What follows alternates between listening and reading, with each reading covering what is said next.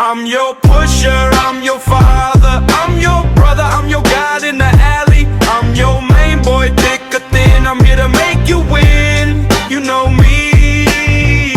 I am you, I am the shadow, I am the light. I help you discern from wrong and right. I'm your pusher. In this hip-hop, I got the game on lock. Why these haters just kick rocks? I'm doing donuts, waiting for my whip to flip. Keep your eye on the road, hold the steering wheel steady. I'm your... All right, hey everybody. This is my buddy Chris. I met at the base camp in that's Mount Shasta, the town, right? Yeah. And learned through. He's a great purple belt, and man, he's been a super big blessing. Helped me out on this trip, and he's the guy who let me borrow the truck to hit up the mountain and crash on his pad, and now he's keeping me warm while everybody else is freezing their balls off for the train. This sketchy train. But this might be the train here, is it?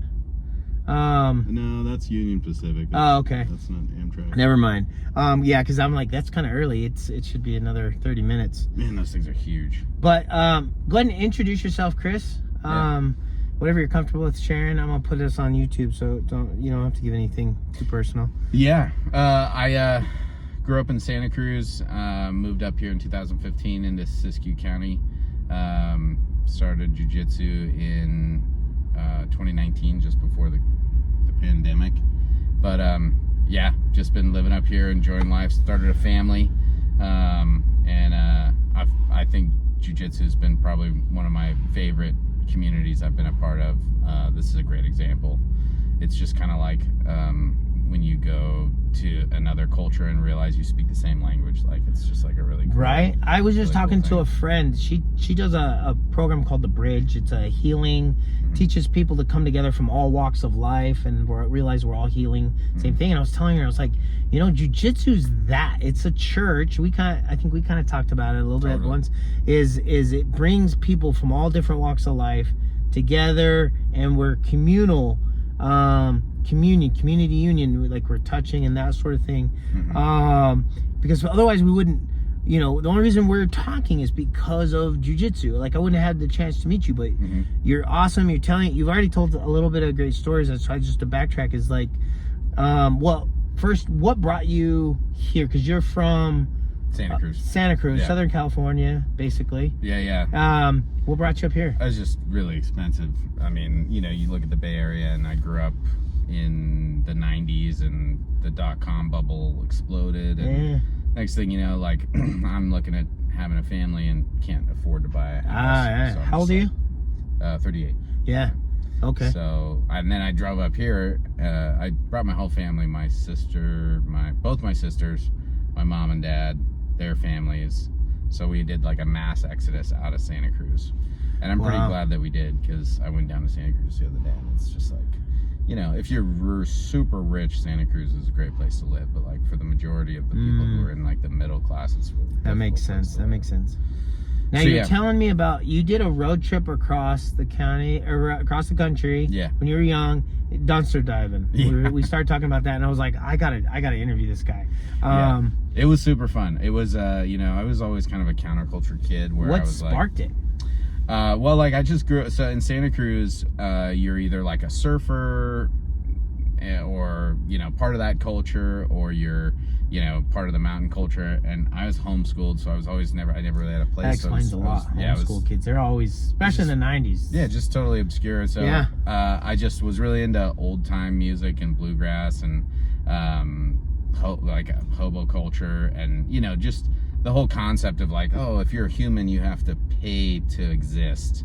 Like, I really had that's part of my trip now. Like, trying to teach people like how much we can survive, and like with very little we can live our dream. I think there are sections like Santa Cruz where you're gonna have to pay a lot to exist. But I think if you find the right place, the right culture, right, you can probably get away with that. But now, you said you told me he's done some hoboing, like he's done some train jumping, and then this place is a kind of a little hub for it. Yeah, Dunsmuir is like apparently a well-known place for train hoppers, and they have I can't remember what it's. I think it's called either train days or train hopper days. But like once a year, it'll be a big parade, and all the hobos will come out and be in the parade. It's really funny, and it's really well known spot, I guess, within the hobo canon, so to speak. This is a very well known place. But yeah, nice. When I did my train hopping, it was all in Santa Cruz. There was a town just north of Santa Cruz called Davenport, and basically if you jumped on a train in Santa Cruz, it would take you on this really beautiful coastal ride up to this other town, and I would just hitchhike back because I'd want to go up there and have the coffee or whatever and check the surf. And then nice. Was it going very fast and no, it wasn't going like amped. It was probably going like 30 miles an hour. And you just had to jump. Well, it slows way down in town for some of the railroad crossings. So that's, you just picked your spot. Yeah, exactly. Okay. Yeah, and you never, I always remember hearing don't get in open box cars, because if you get in an open box car and for some reason, it shuts on you, or you get into a situation where it could close on you. And then when I was doing my cross country trip, we didn't do any we tried to do some train hopping, but apparently in Texas, if you get caught train hopping, it's like minimum guaranteed 2 years in state penitentiary. Oh, wow. It's like a real serious problem. And so they have these things called bull towers that look for train hoppers as the train's coming into the station. So apparently that's a big part of train hopping culture, is they'll be like, hey, when you see this milestone in this town, you have to jump off, because if you go any closer, the bull tower will be able to see you and they'll catch you or whatever. Wow. So when did you spark, you hit across country, you did a road trip across country, you said you're doing some dumpster diving. We started talking about there's a whole, there's a lot of food that gets wasted. Oh yeah, right? So my buddy was going to college out in Asheville, North Carolina, and I was always wanting to do a big old cross country trip, and so it was probably my favorite truck I ever owned. It was an old '87 Toyota 4Runner. Oh yeah. And so I took that thing and drove all over the place, and basically the idea was to not have to pay for food ever, because I just was like, it's expensive.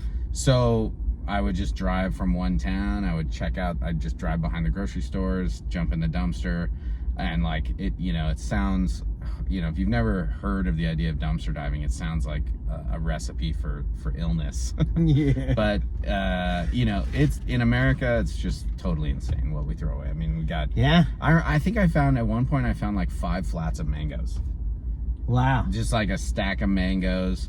And that was when we were on the outer reefs in North Carolina, which is this it's basically this really long stretch of sand dunes that used to have a bunch of military base housing out there.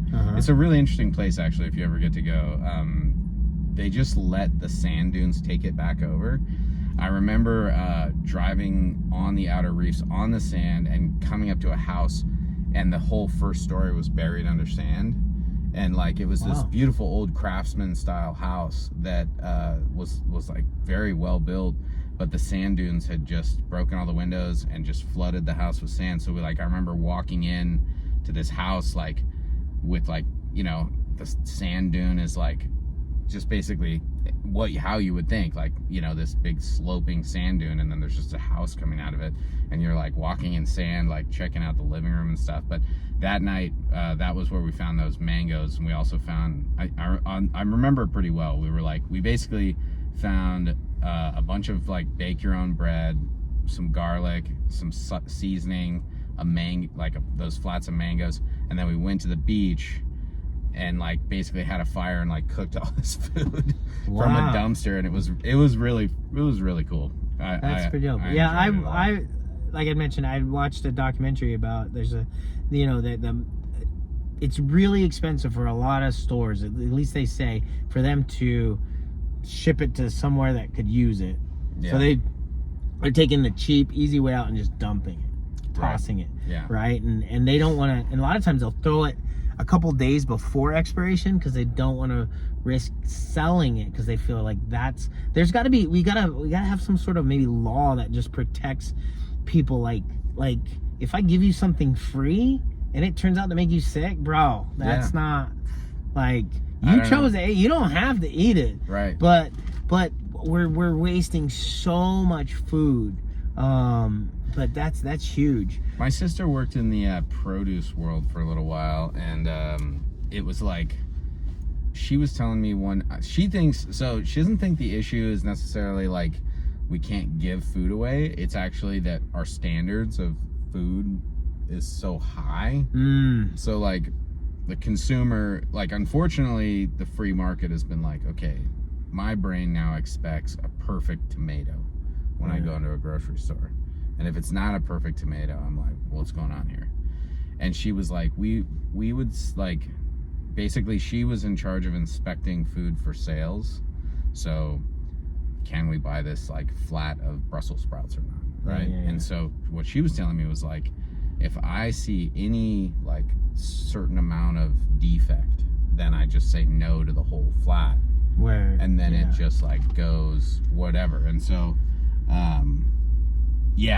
I think like it's a really flawed system for sure. Well, but I also think that we as humans contribute to it because of our lack of awareness and education. Because so I grew up on the reservation. I learned to hunt, fish, and become a butcher because we couldn't afford taking it to a butcher shop and stuff.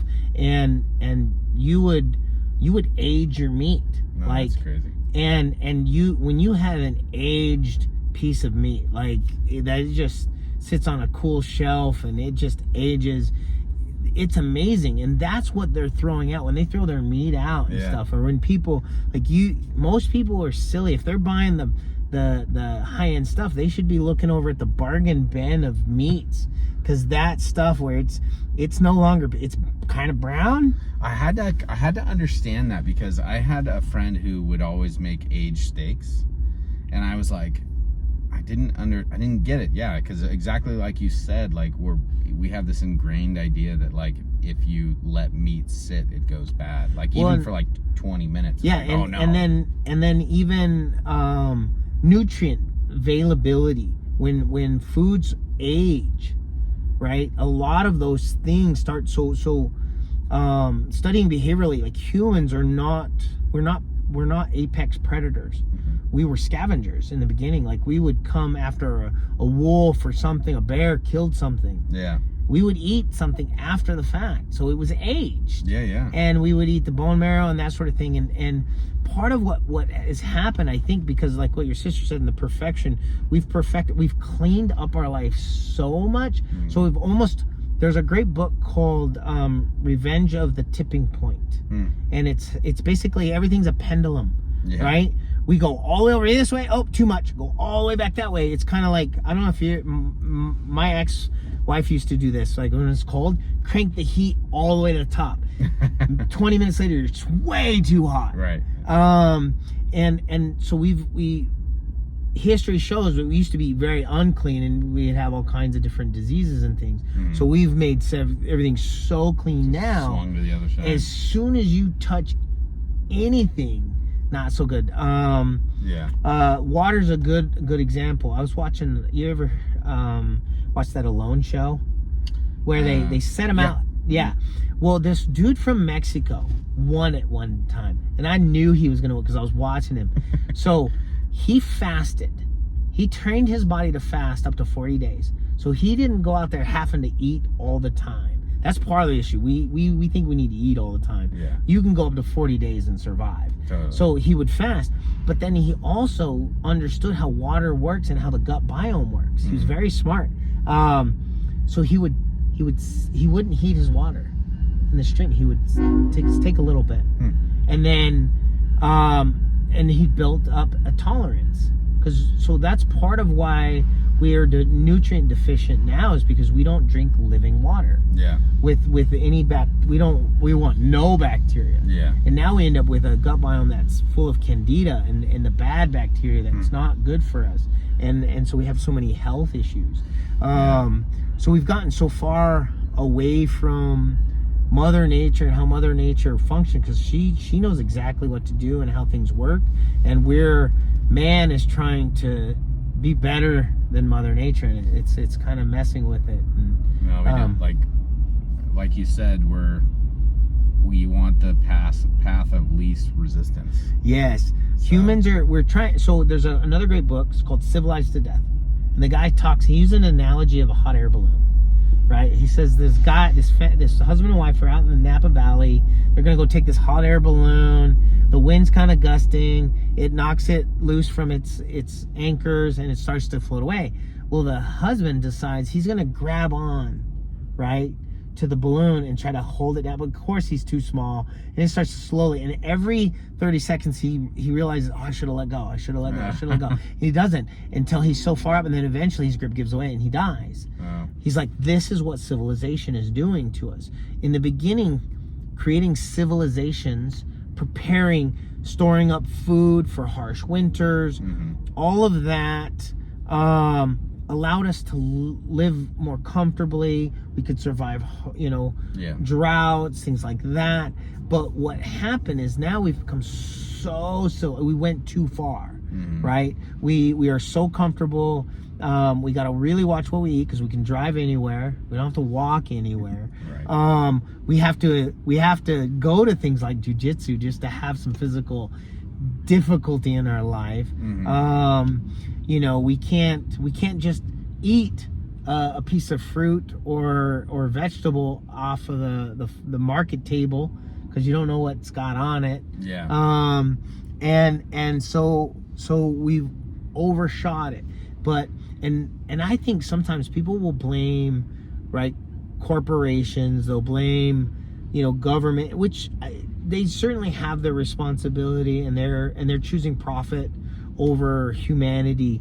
But at the same time, we're accepting it, because do you reach for that organic or that non-organic? Because there's double the price over there, and you're like, oh man. How well, are you familiar with the constitutional laws? Like, have you actually read them, or the Bill of Rights? There's a lot of things in there that in the last few years I've just started studying from a buddy of mine, and I'm like, wow, most of what we deem as laws now they're actually codes. They're not laws. Yeah, I remember thinking that as well at a certain point where I'm like, is every law that we pass an amendment to the Constitution? And if not, then what is it that we're creating outside the Constitution? Almost everything. So there's two. So there's law of the land, which is the constitutional law, which basically says I have committed no law or broken no law or no crime unless there's an injured party. So I'm free in the United States as long as I don't remove the freedom from anybody else. So I didn't hurt you in any way. The city, the state, the government cannot be an injured party because they're a dead entity, they're a corporation, right? But then there's what we're dealing with now most of the time is maritime admiralty law disguised as commercial law or code, right? And I think it's the First Amendment, right? The pursuit of liberty, love, and happiness. I can't remember verbatim, but we're supposed to be able to travel the world, the country unencumbered, but driver's licenses, license plates, registrations, fees, all of it's cumbersome. It's cumbersome, literally. And so we are, but it serves a purpose because some people probably shouldn't be driving. Right? There needs to be some regulation, but we've gone too far. It's so difficult because you're constantly balancing individual versus the group. And that's I think as soon as humans organized and became civilized, that became the issue. Because when you were hunter-gatherers, the most intellectual you had to get as far as individual versus group was 40, 50. I guess once we had huge tribes of people, then, but I don't really know what was the biggest hunter-gatherer society that ever existed. I don't actually know that for based on my General research and understanding. So I'm Warm Springs, which is a branch of the Nez Perce, and which Nez Perce is not technically what we'd call ourselves. We call ourselves Nimipu, which means the people. So they're originally all the tribes in the United States and South America, Canada. It was all one massive group of people. All the tribes, all the indigenous, we were clans of one big massive. Everybody got along.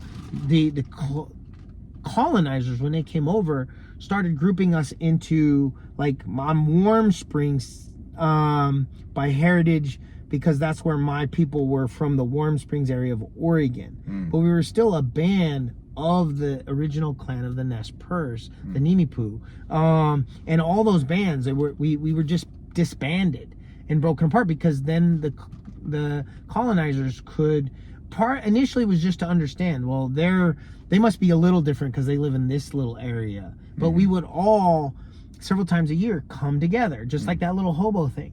We would all come together and have massive trades, bartering, because we didn't have currency. Like, you know, we always traded for things. But you can't tax that, right?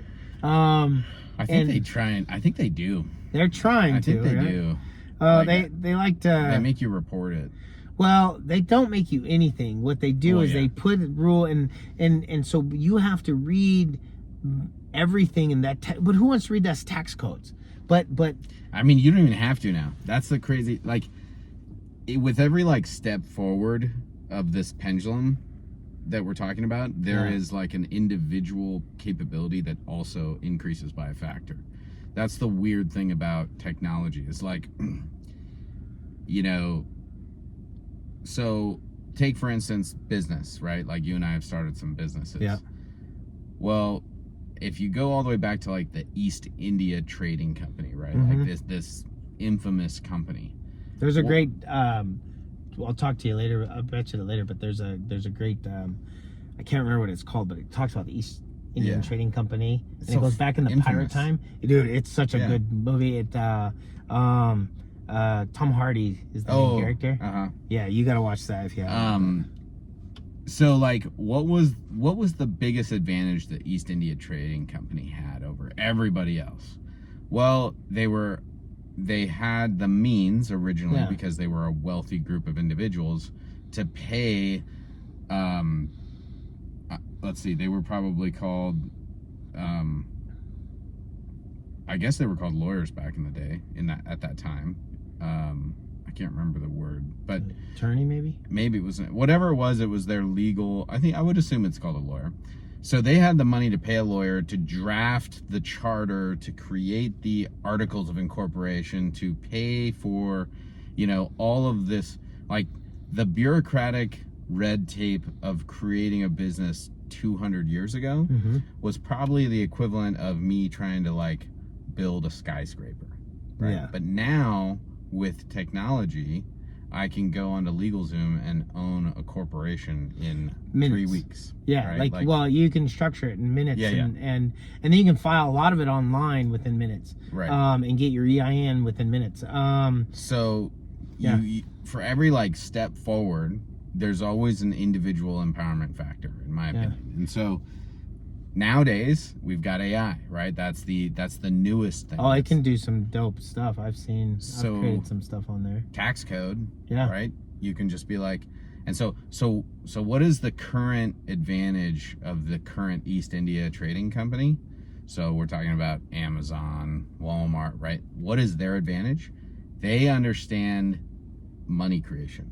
Like, that's, and so, but the frightening thing for them, not for us as this little guy, is we're starting to understand what they're doing. So, and case in point, recently I own a corporation, and I put my business funds through that, and I was talking to my CPA, and I was like, hey, look, there's this problem, like, I have to deal with this income in this certain way, right?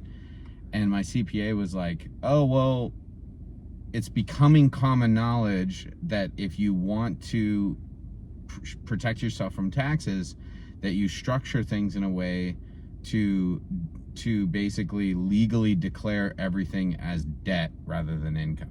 Yes. And so that's, you know, when you ask any like high level accountant how really, really wealthy people pay themselves from their assets, it's usually because they take a loan out on the assets that they own and pay themselves through that. Debt's not taxable. And so that to me is the equivalent of the East India Trading Company be able to pay the lawyers to start the business. Is like, yes, for a long time, the ultra wealthy were the only ones that had the money to pay the best accountants to provide. Who had the knowledge, right? and the wisdom. But yeah. now your everyday CPA can go on to ChatGPT and be like, hey, I need to protect my client, blah, blah, blah, blah. Have you heard of Rich Dad Poor Dad? Yeah. Yeah, so he teaches the kind of basically same system as use other people's money. So that's a great example. It's like we would have never had access to Robert Kiyosaki before YouTube. My and actually, to bring it back to jujitsu, one of my professors used to say this too. He's like, use jujitsu's money, not your money. Which what he was saying is use the other guy's energy, not your energy. Oh yeah. Figure out where he's going. And so it all kind of loops around. Yeah, it's a couple of things there. Is one is when you bring up the East Indian Trading Company, well, and that's where a lot of our laws are, that we call them laws now, these statutes, these codes of commerce, commercial business, as it's maritime admiralty law that was brought about from obviously pirates and all that, and they're applying it to the land. And the reason they can they feel that they logically can do that is because where did you come from? This is a whole theory stuff. So but your mother's water, and you were docked by a doctor, and so technically you're signed over to the state with you're given a deed of trust. So one of the beliefs is that during the Revolutionary War we went bankrupt. The whole government went bankrupt. And the United States of America had to reincorporate and got bailed out by the British Crown. They're like, all right, you guys won your little war, but now you're broke. So they said, well, we will give you money to run your little country over there, but we need you to give us slaves, citizens. And this is when also the Emancipation Proclamation we thought was freeing the slaves, but it was actually transferring them from the private ownership to the public ownership. Now they're all traded, as are we. Everybody was given a birth certificate, a social security number, an employee number, which happens to be exactly the same as an EIN, right? And so we are all slaves to this corporation that is no longer the United States of America, the Republic. It is the United States Incorporated. Yeah, and you're a part of a system, and so there's a whole movement. Like I've studied some of it. There's a whole movement. There's thousands of people brewing that are learning to get out of. They're doing what you're doing essentially, but they're then removing themselves from their social security number. They're living in the private, right? You start to identify as a corporation, right, and debt and all that, and you're no longer using your like you put everything in a trust, and all the rich do this. Put everything within a trust, put it in a irrevocable or revocable trust, and now you own nothing. Yeah. On paper, you pretty much don't exist. It doesn't look for years. It doesn't look like you've done anything with your social, right? But you control everything. Your LLCs, everything's within your trust. All your assets, everything's within your trust. And this is why the rich say, yeah, tax me all you want. Tax me all. Tax the rich. Let's tax the rich. Because the rich don't own nothing, but they control everything. Yeah, there's this thing called an intentionally defective grantor trust. Oh. And it's basically I don't know if it's that's the weird thing is like none of this is a secret, right? Like none of it. Everybody says, "Oh man, the leader controlling us." Yeah, it's like, no, and I'm like, you don't want to find out. You gotta read too. Yeah. Like it's a lot of work. I've written a couple of books. I have really good friends, and I'll send them, dude. I published this book. You got an audio? or can I get Cliff Notes on AI? Like, yeah, it's a lot. Oh, I feel really lucky because I was a carpenter for a long time and I worked by myself. And so when you work for yourself for 8 hours a day, like all of a sudden I realized what an advantage I had, because I basically just consumed huge amounts of books. And that's one of the things that I noticed right up front. So one of my gifts is I can as a coach, I think it's just always been meant to be a coach and a teacher, is I can figure people out real quick. Like, and you just seemed really super intelligent. Do you have any formal education? Not really. See, I went to community college for like a year. Yeah, but one of the things is I started, when I introduced myself and I told you I'm on a spiritual journey, right? I'm connecting with what most people would call God. I use that term just because it's what most people understand. That there's a God, there's a higher being, there's a higher power above us. But most people, we just call it God. For me, I call it the governing ordinance of direction. That's my acronym for it. I wrote a book literally called My God. But it teaches you how to pray, meditate, and connect to that divine wisdom that we have within us. But you had an awesome way of explaining it more from a science. And I was like, man, this guy, I thought for sure you were probably like probably had a scientific background, because I'm a psychologist and you were using words that I'm familiar with. But you want to explain that? But the two brains? Yeah, well, I mean, I think we all as humans struggle with the easiest analogy is, should I eat the donut or not? Yeah. And that's kind of, I'm borrowing that from Jocko a lot, but basically, like, nobody on the planet is unfamiliar with the concept of where you're going, I shouldn't do this, and then you keep saying that, and then the next thing you know, the donut's in your mouth and you're going, I shouldn't do it, and you keep eating the donut. And so, after just naming it, like being like, oh, this is what's happening, right? Like don't be afraid to recognize that you're being a complete hypocrite right now, right? Like, so what's going on there? And so in my brain, I was like, well, there has to be two minds, right? And so then I started researching just like neurochemistry, like just what's going on inside our brains. And it's very clear to me that we have two, they're not always opposed, but a lot of times they are. And a lot of times the reason they're opposed is because for whatever reason, one day we went from being completely instinctual creatures to intellectual creatures. And the prefrontal cortex, as I understand it, is really the driver of that intellectual action system, and the limbic system is really the driver of the instinctual system. And so because we've been given this society of mass abundance, we now live in this opposition, right? Because our intellectual brain tells us... You know another word for opposition? The original word? Satan. Now you know where that word comes from. It means adversary or opposer. I've heard, right? So it's Yep. Oh, and it very much is like, you can easily equate that to, say, like, demonic, like, okay, this thing's telling me to take a drink. Well, and even in the original word, demonic did not have a negative or a positive. We've added that somewhere along the line. Yeah. And you're right. So that whole two brain thing, this is where Jesus is saying make the two one. You got to make those two brains. This is why I teach people, meditate, get those two on the same page all the time. Literally make them one. If you start every day in a quiet, dark space, deep breaths, get those two to work it out and just become one team, one mind, right? Like you have a daughter, right? As above, so below. This kind of works.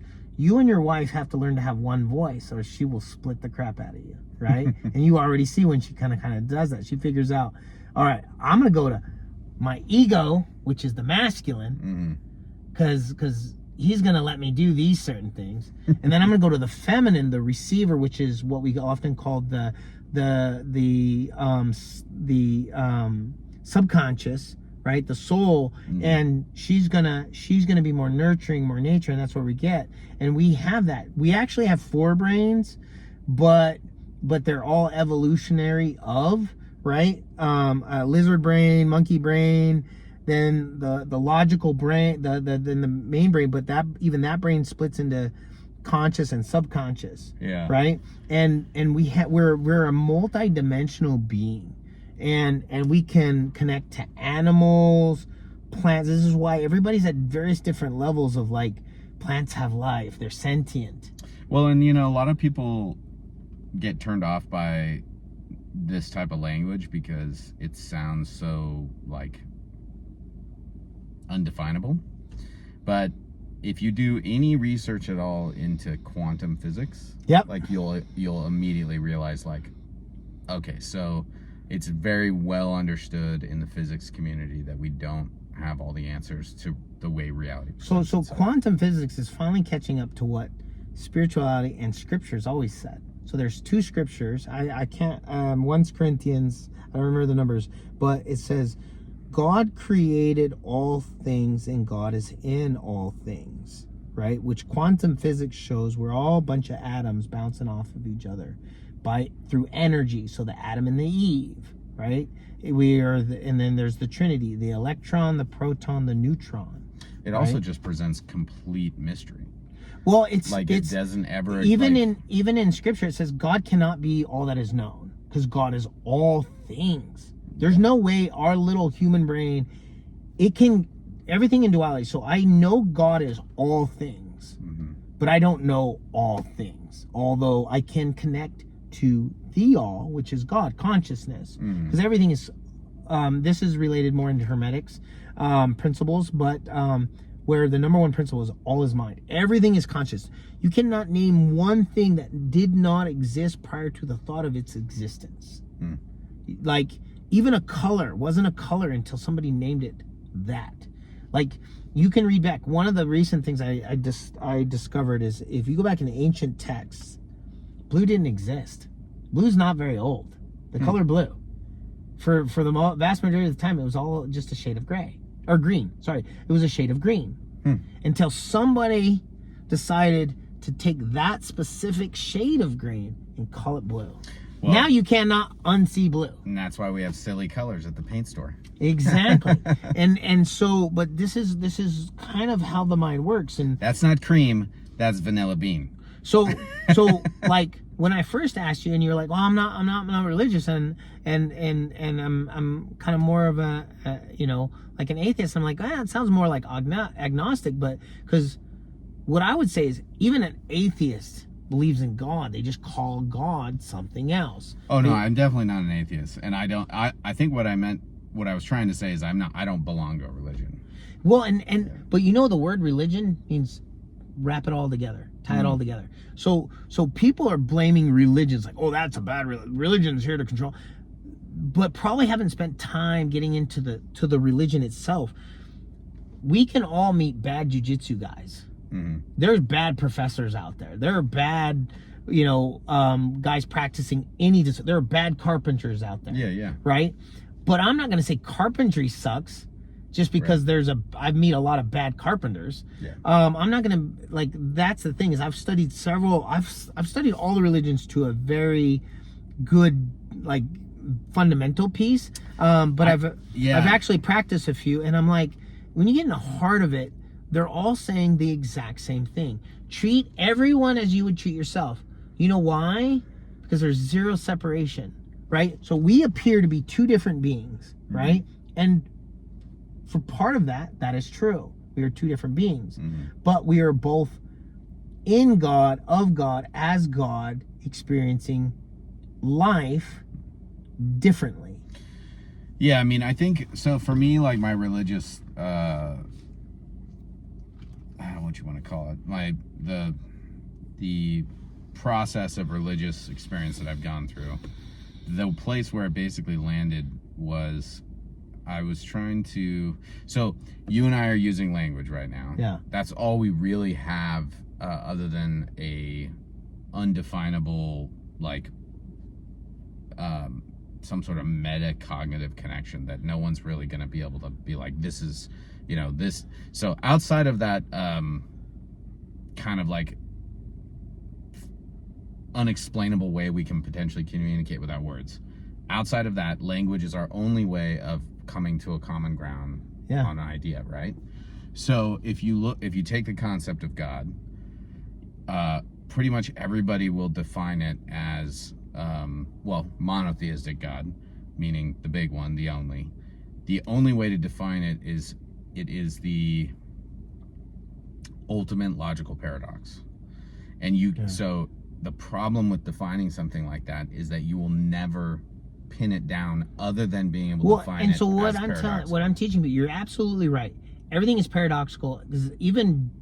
But logically paradoxical. Everything is duality, and even duality has duality. So there's the paradox within the paradox. So, but because it's like this, you're God, I'm God. I wrote several books called regarding the all, because what is God? All, like all inclusive. There's nothing outside of all. There's nothing outside of God. Yeah. Right. But it's like me saying, oh, you're just a carpenter, or you're just a purple belt. I'm making the infinite finite by saying you're that one thing, right? This is most likely my train. Dude, it was such a pleasure. I appreciate you, and I'm pretty sure I will run into you again. And regardless of where we stand on language of, I think we are all saying the same thing. We just get caught in semantics. But for me, you are a super blessing. God, my father and my mother, the monad that created all things. I try to meditate, connect with them. They tell me, kind of give me good ideas and directions, and they led me to this. You've been a huge blessing on this trip, and I appreciate you again. I'll shake your hand. Good luck on the rest of your travels. Thank you. Peace. Look forward to you. All right. Love you guys. It's only a matter of time before the world sees that I am him and he is me. They talk about who did what and when while I'm cooking up flows in the pot like hens. They worry about